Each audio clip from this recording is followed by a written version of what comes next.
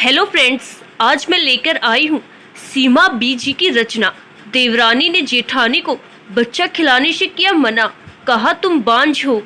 मंजू, क्या बात है, कल बिना बताए छुट्टी कर ली तूने। कितनी बार कहा है कि एक दिन पहले बताया कर या सुबह फ़ोन ही कर देती। माँ किचन में सबके लिए नाश्ता तैयार करते हुए मंजू हमारी हाउसमेड से बात करती जा रही थी। मंजू ने चुपचाप माँ का हाथ बटाना शुरू कर दिया। सुधा, पहले हम सबको नाश्ता दे दो, फिर अपनी सहेली से खूब गप्पे मारना और गुस्सा भी कर लेना। पापा ने माँ को याद दिला दिया कि हम सबको देर हो रही है। माँ नाश्ता लेकर बाहर आ गई और मंजू सबके लिए चाय छान कपों में ले आई। जा मंजू, पहले चाय नाश्ता कर ले, फिर काम करना। मंजू दीदी हमारे घर में 5-6 सालों से काम कर रही है। तब तो उनकी शादी भी नहीं हुई थी। उनकी और मेरी उम्र में बमुश्किल 1 साल का ही फर्क था। तब मैं कॉलेज के 2nd ईयर में थी और मेरा छोटा भाई 12वीं में था। माँ ने कहा कि ये मंजू दीदी है, आज से हमारे घर काम करेगी। सांवली रंग की मंजू के नैन नक्श और हाइट सही होने के कारण अच्छी दिखती थी। 8वीं तक पढ़ी मंजू जल्द ही माँ से खूब घुल मिल गई थी और मैं भी कभी कभार उससे बात करती तो वो खुश हो जाती। मंजू का पढ़ने में बहुत मन लगता था, पर घर में 5 भाई बहनों में सबसे बड़ी होने के कारण उसकी पढ़ाई रोक दी गई, क्योंकि माँ घरों में काम करके मुश्किल से घर चला पाती थी। पिता एक फैक्ट्री में काम करते थे, पर उनको घर और अपने बीवी बच्चों से कोई खास लगाव तो था नहीं। बस घर का किराया भर देना और थोड़ा बहुत राशन डलवा कर अपने कर्तव्य की पूर्ति समझ लेते। वैसे उन्हें कोई बुरी आदतें नहीं थी, जैसे कि आमतौर पर इस वर्ग के पुरुषों में आमतौर पर मानी जाती है। बस उनकी समाज सेवा और लोगों की नज़रों में अच्छी छवि की चाह में ऐसे फालतू के कामों में लगे रहते। अपनी छुट्टी हो या फैक्ट्री से आने का बाद का समय, हर वक्त आसपास के लोगों के साथ चौपाल सी लगी रहती। कई बार अपनी बीवी पार्वती की मेहनत के पैसे को भी किसी की मदद के लिए दे आते। इन सब के चलते मंजू को भी उसकी माँ ने काम पर लगा दिया। कम से कम अपने ब्याह के लिए ही पैसे जोड़ लेगी, यही तो सोचा था उसकी माँ ने। मंजू अपने बहन भाइयों को पढ़ाते और स्कूल जाते देख ही खुश रहती थी। मुझे आज भी याद है कि मेरा छोटा भाई सुदीप बहुत चिढ़ गया था जब माँ ने कहा कि मंजू को दीदी कहोगे तुम दोनों। सुदीप बोला, माँ वो मुझसे 1-2 साल ही बड़ी होगी और हाउसमेड को कौन दीदी कहता है। माँ ने कहा कि कोई कहे या न कहे, पर तुम दोनों तो दीदी ही कहोगे। मुझे कोई दिक्कत नहीं थी दीदी कहने में, पर सुदीप को थोड़ी दिक्कत हुई, पर फिर वो भी मान गया। राखी आई तो माँ ने मंजू को भी एक राखी देते हुए कहा कि भैया को तू भी राखी बांध दे। मंजू तो बहुत खुश हो गई और उसने तुरंत सुदीप को हाथ पर राखी बांध दी। सुदीप को एक काम वाले से राखी बंधवाना पसंद तो नहीं आया, पर माँ पापा से बहस हम लोग कभी नहीं करते थे। उस दिन माँ ने सुदीप के हाथों ही मंजू को गिफ्ट दिलवाया। शुरू में उसके दोस्त कभी घर आते और मंजू को दीदी कहते सुनते तो कईयों ने सुदीप का मजाक भी बनाया कि काम वाले को दीदी क्यों कहता है। सुदीप को बहुत गुस्सा आया था माँ पर कि उनकी वजह से दोस्त उसको चिढ़ाते हैं। माँ ने कहा कोई बात नहीं, सही बातें भी सबको ठीक लगे जरूरी नहीं, पर अगर मैं कभी मर भी जाऊँ तब भी मंजू को दीदी ही कहना और उसकी इज्जत करना। और ध्यान रहे, ये तुझे राखी बांधती है तो इसकी रक्षा भी करना। उस दिन के बाद से सुदीप ने कुछ नहीं कहा। मंजू हमारे घर काम करने के बाद 2-3 घर पर भी काम करने जाती थी। 4-5 हज़ार कमा लेती थी, पर बेचारी ज़्यादा दिन वहाँ काम नहीं कर पाई। एक घर में उस घर के अधेड़ मालिक ने बदतमीजी करनी चाहिए। जब उसने मालकिन से कहा तो उसने उल्टा उसको ही गलत ठहरा दिया और जिन घरों में काम करती थी सबको सावधान रहने को कह आई। अब उसका एक घर से काम छूट ही गया था। कुछ दिन ठीक से बीते उस बेचारी के।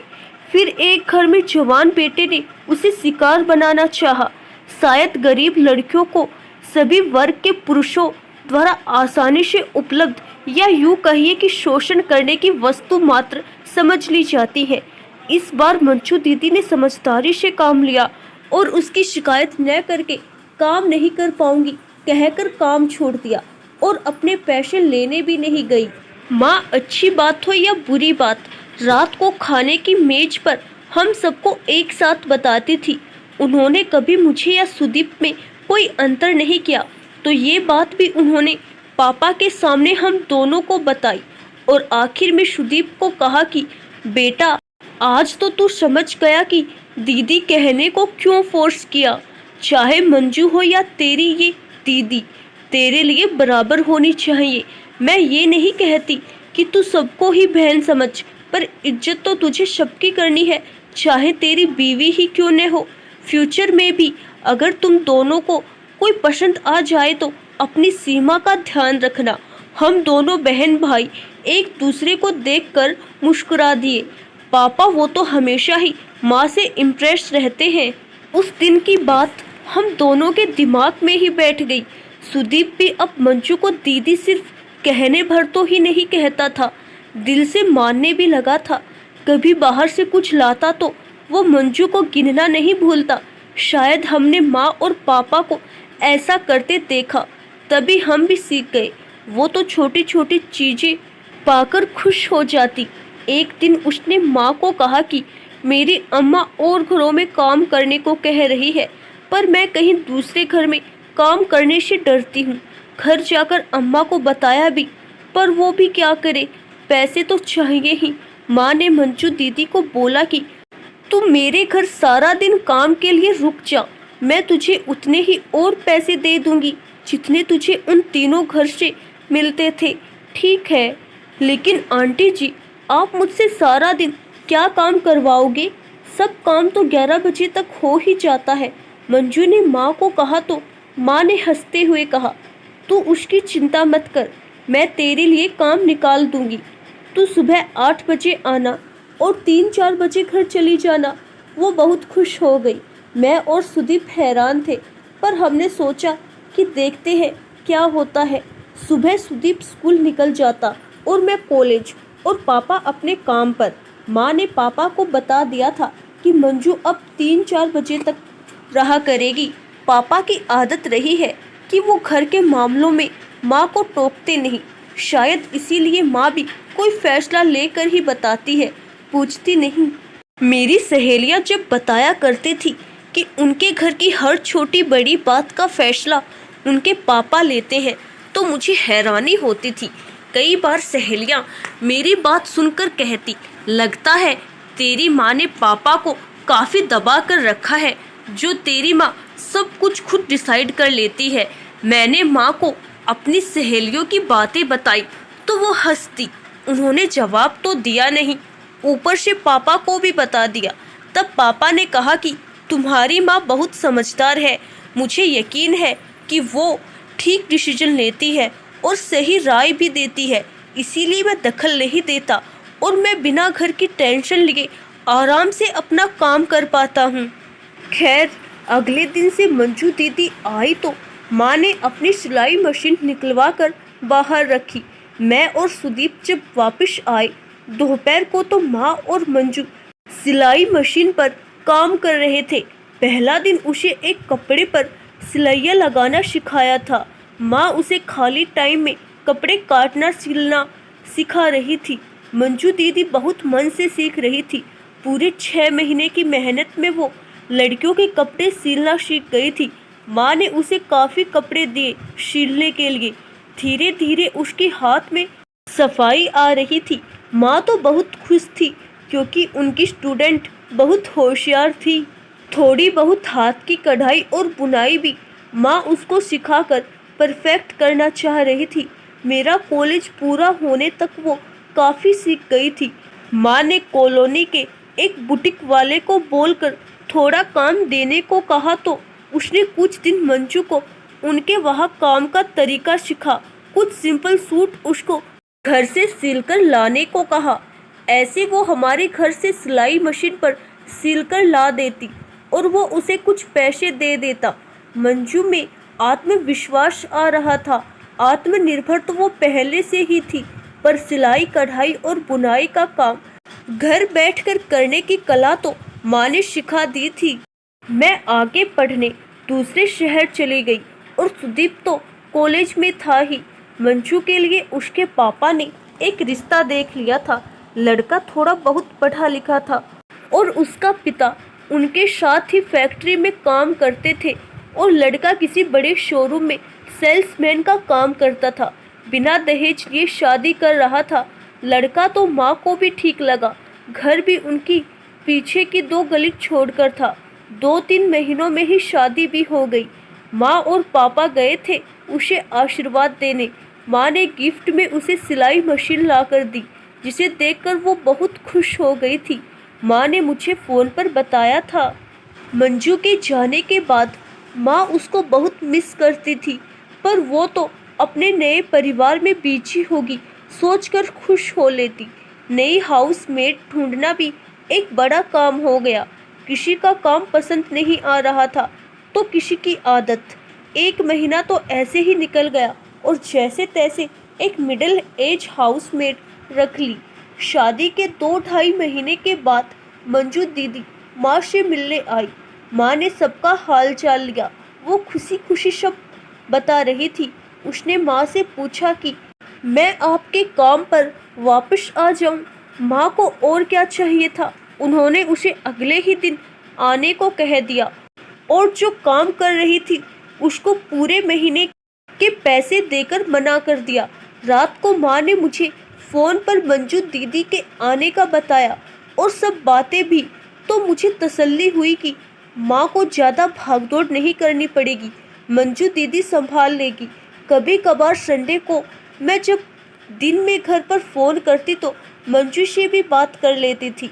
मैंने माँ से पूछा कि ये अब भी शाम तक रहती है। माँ ने कहा कि रहती तो है, पर वो मुझसे एक्स्ट्रा पैसे नहीं लेती।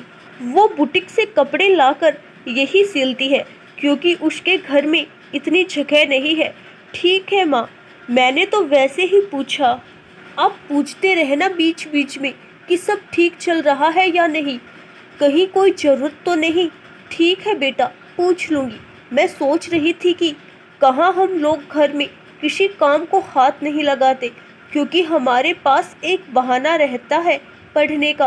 पर मंजू दीदी को देखो, अपने घर में थी तब भी घरों में काम, और अब शादी के बाद भी। सोचकर मन दुखी हो गया। मैं अपने कॉलेज की छुट्टियों में घर जाया करती थी तो मंजू दीदी से उसके ससुराल के बारे में पूछती रहती थी। वो कहती थी कि सब ठीक है, पर हमने नोटिस किया था कि वो पहले से कमज़ोर होती जा रही है। माँ ने भी उसको बहुत बार कहा कि सब लड़कियां शादी के बाद मोटी हो जाती है और एक तू है कि सूखती जा रही है। जवाब में कहती कि नहीं आंटी जी, मैं वैसी ही हूँ, आपको ही लगता है। उसने मुझे भी यही जवाब दिया तो मैंने कहा नहीं मंजू दीदी, हम ठीक कह रहे हैं, तुम बहुत कमज़ोर होती जा रही हो। उसने टालना चाहा, पर मैंने उसका पीछा नहीं छोड़ा तो उसको परेशान होकर अपनी गिरती सेहत का कारण बताना ही पड़ा। आंटी जी, मेरी सास मुझे ताना मारती है कि अभी तक बच्चा क्यों नहीं हुआ। अभी तेरी शादी को सिर्फ 2 साल ही तो हुए हैं, हो जाएगा बच्चा।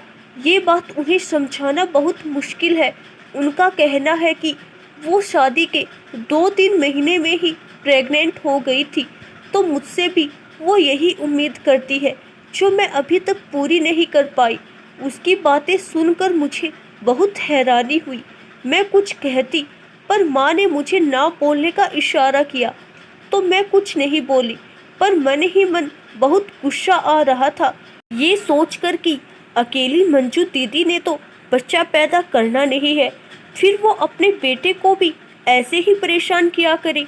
आगे की कहानी सुनने के लिए पार्ट 2 अवश्य देखें। धन्यवाद।